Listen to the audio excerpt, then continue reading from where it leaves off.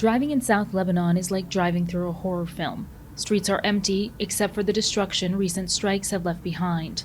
But as we entered Qana, what felt like a horror movie turned out to be only anticipation for something much worse.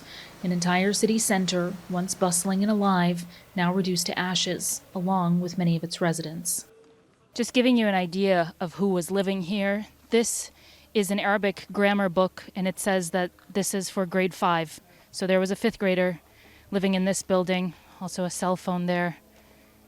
I mean, the belongings here are vast because this destruction site is so vast. Search and rescuers are saying that this is a site that they have never seen before. They have never worked on something just so large. Speaking, of course, to the size and scale of this operation in Lebanon, how it is so quickly expanding.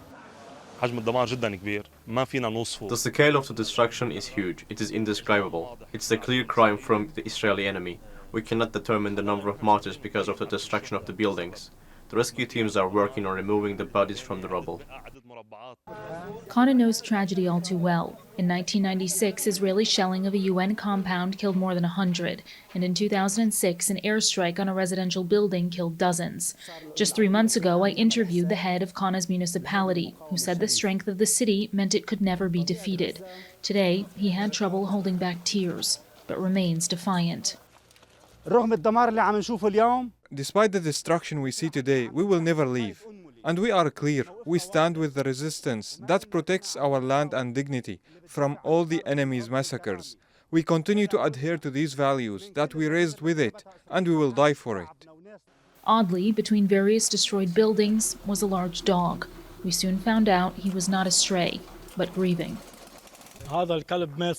This dog's owner died, so the dog went and got the attention of other people and took them to the home where the body of his owner was. He's so loyal. And loyalty does seem to be key here. An ambulance takes away another body as we leave the site, and fires from the strikes still burn. Many believe the goal here was to make the city unlivable, but residents say that won't work. They'll be back, just as they've done after every previous massacre. Priyanka Navani, TRT World, Qana, South Lebanon.